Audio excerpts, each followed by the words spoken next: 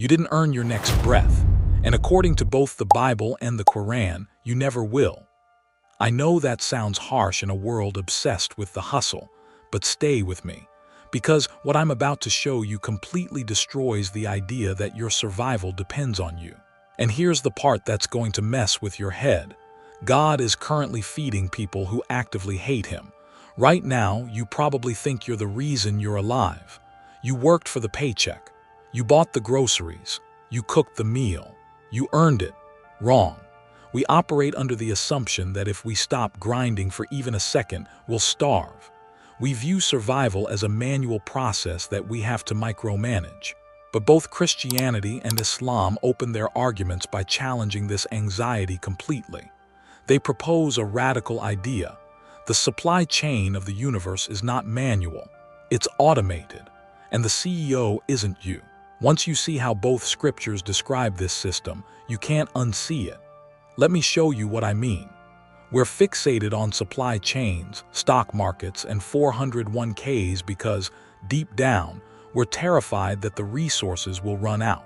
We're drowning in cortisol. We're stressed out of our minds because we think we're holding up the sky.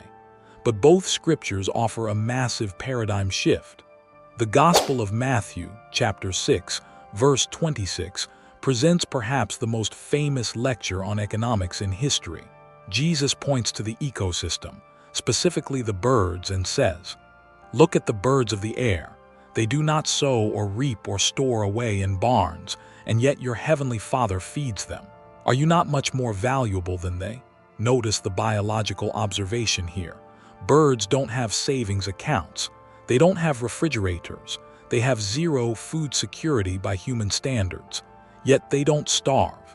The text argues that there's an invisible infrastructure of provision, a calorie distribution system, that works without their anxiety. Now watch this. The Quran codifies this exact biological reality in Surah 11, verse 6. "And there is no creature on earth but that upon Allah is its provision, and He knows its place of dwelling and place of storage." The Arabic word used here for creature, dabba, implies anything that moves or crawls, from microscopic bacteria to the blue whale. The Quran asserts that the sustenance of every single biological unit is a guaranteed liability assumed by the Creator. It's a fixed line item in the cosmic budget. When you synthesize these texts, you get something profound. Hustle culture lies to us. It tells us that provision is a result of our stress. But these scriptures argue that provision is a result of your existence. You are fed not because you're smart or hardworking, but because you are. It suggests that the energy required to keep your heart beating and your cells dividing is being supplied by a source you didn't invent and can't control. For the modern person, obsessed with securing the bag, this is a massive relief. You can resign as the general manager of the universe. But this leads to a logical problem. If God is the one paying the bills, and if He's holy, does that mean He only feeds the good people? We have a very transactional view of fairness. We grow up with the idea of Santa Claus. If you're nice, you get presents. If you're naughty, you get coal. We naturally project this karma logic onto the Creator. We assume that if someone is rich and well-fed, God must like them. And if someone is struggling, they must be on the naughty list. But both Christianity and Islam shatter this assumption. They argue that the sustainer operates a universal basic income that is completely detached from your moral performance. Matthew, chapter 5, verse 45, records Jesus dismantling the idea that nature plays favorites. He causes His sun to rise on the evil and the good, and sends rain on the righteous and the unrighteous. Think about the physics of that statement. The sun, the source of all energy, does not have a sensor that turns off when it shines on a dictator's palace. The rain, the source of all agriculture, doesn't swerve to avoid the field of a criminal. The sustainer provides the biological basics, energy and water, to everyone, simply because they're His creation. In theology, this is called common grace. Now watch the Quran codify this universal grant in Surah 17, verse 20. "To each category we extend, to these and to those, from the gift of your Lord, and never has the gift of your Lord been restricted. The these and those refers to believers and non-believers, the good and the bad. The verse emphasizes that rububiyyah, or sustenance, is an unconditional attribute. God does not starve his enemies. He sustains the very lungs that use that air to argue against him. So why is this a game changer for us? It destroys the prosperity gospel. We live in a culture that equates net worth with self-worth. We look at a billionaire and think, they must be doing something right spiritually. But these texts argue that a full fridge proves nothing about your soul. It only proves that God is generous. It separates material success from spiritual status. It means you cannot look at your bank account to determine if God loves you. He gives millions to tyrants, and he let prophets sleep on the floor. But this creates a massive tension. If God has provided enough sun, enough rain, and enough resources for everyone, why are people starving? Here's a hard pill to swallow. If people are hungry in the world, it's not because God failed to grow enough wheat. It's because humans failed to share it. We often blame the sustainer for poverty. We look at a famine and ask, where is God? But both Christianity and Islam argue that the sustainer has already delivered the package. The problem is that the delivery drivers, that's us, have decided to keep it in the truck. They define the root cause of poverty not as scarcity, but as hoarding. In the Gospel of Luke, chapter 12, Jesus tells the parable of the rich fool. A man has a record-breaking harvest, a surplus provided by God, but instead of sharing the excess, he says, I will tear down my barns and build bigger ones, and there I will store my surplus grain. God's response to him is terrifying. He doesn't congratulate him on his savings account. He says, you fool, this very night your life will be demanded from you. The sin wasn't being rich. The sin was breaking the flow. He treated the provision as a dam instead of a river. He tried to freeze the assets that were meant to be liquid. Now watch the Quran diagnose the socio-economic root of this prohibition in Surah 59, verse 7, so that it will not be a perpetual distribution among the rich from among you. The Quran is diagnosing a wealth clot. It argues that money and resources are like blood. They're designed to circulate. If blood stays in one place, it causes a stroke. If wealth stays in the hands of the 1%, the society dies. The text implies that hoarding isn't just selfish. It's a structural blockage of divine provision. This aligns perfectly with modern data. According to the United Nations, the world produces enough food to feed 10 billion people. We currently have a population of only 8 billion. That means, strictly speaking, hunger shouldn't exist. The sustainer has oversupplied the planet. The reason people starve is not a production issue. It's a logistics and greed issue. We throw away over 1 billion tons of food a year while neighbors go hungry. The theology matches the statistics. The bottleneck is human. This changes how we view our own bank accounts.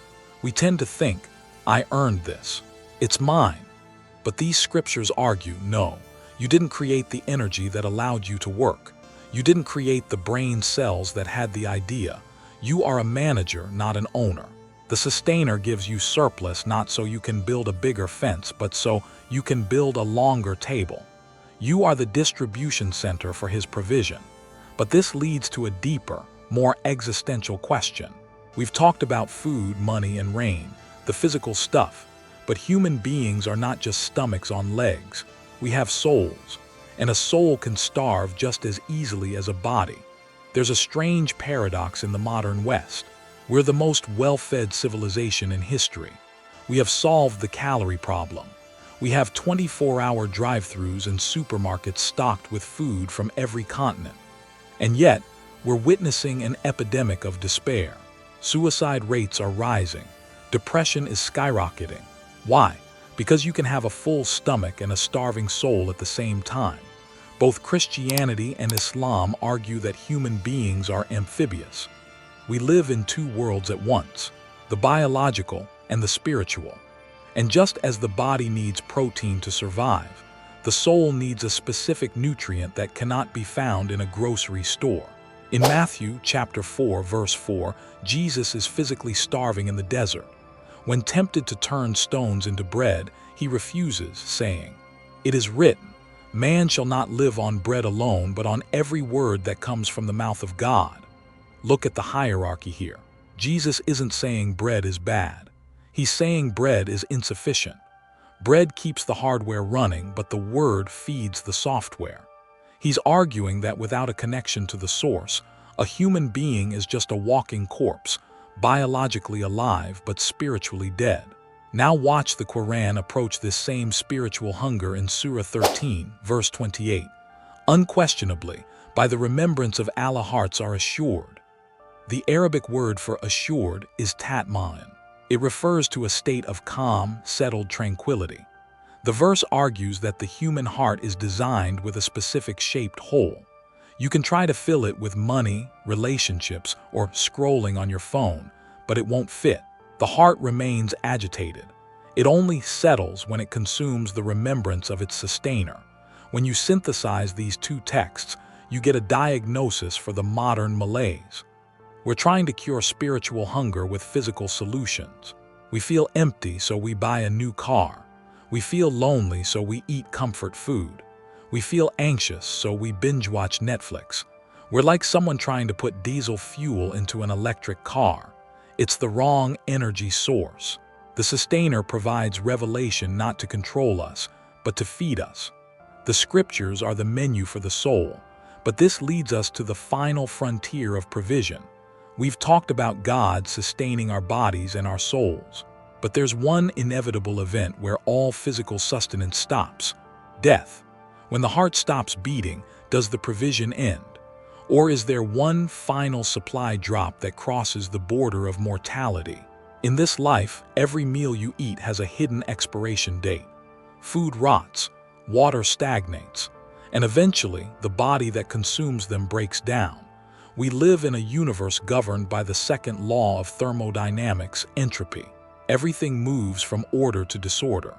The supply chain of Earth is temporary, but both Christianity and Islam make a daring claim about the sustainer.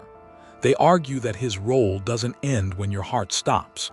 They describe a future reality where the laws of thermodynamics are suspended and provision becomes permanent. The Book of Revelation, chapter 22, takes us to the final scene of the Christian narrative, a river of the water of life as clear as crystal flowing from the throne of God. On each side of the river stands the tree of life, yielding its fruit every month. The text emphasizes that there will be no more curse.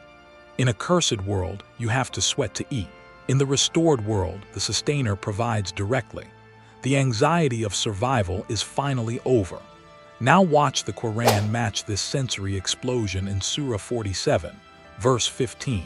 Rivers of water unaltered, rivers of milk the taste of which never changes, rivers of wine delicious to those who drink, and rivers of purified honey. Notice the physics here. In our world, milk goes sour, water gets polluted, but the Quran specifies that these are rivers of unaltered provision. It describes a realm where decay has been deleted from the source code. The sustainer provides matter that never spoils for bodies that never die. When you synthesize these two visions, you realize the ultimate definition of the sustainer. He isn't just keeping you alive for 80 years. He's auditioning you for a reality where life means something completely different. In this world, we eat to delay death. In the next world, we eat to celebrate life. So let's recap what we've uncovered. We have an automated supply chain that feeds the birds. We have an indiscriminate rain that falls on the just and the unjust. We have a human bottleneck that turns abundance into scarcity. We have spiritual calories that feed the ghost in the machine. And we have an eternal banquet where the food never spoils. When you thread these 5 concepts together, the sustainer stops being a passive theological title. It becomes the most active force in the universe. We like to think of ourselves as independent. We say, "I put food on the table." But the reality is we're all guests at someone else's table. We didn't invent the carbon cycle. We didn't invent the seed. We didn't invent the water. We're simply passing the plate that was handed to us by the host. For the modern person, this is a massive relief. It means you can resign as the general manager of the universe. You don't have to carry the weight of the world on your shoulders.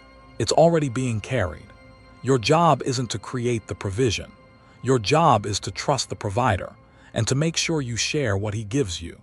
If you enjoy digging into the source code of these ancient traditions and finding the unified threads of hope, make sure you're subscribed. I'll see you in the next one.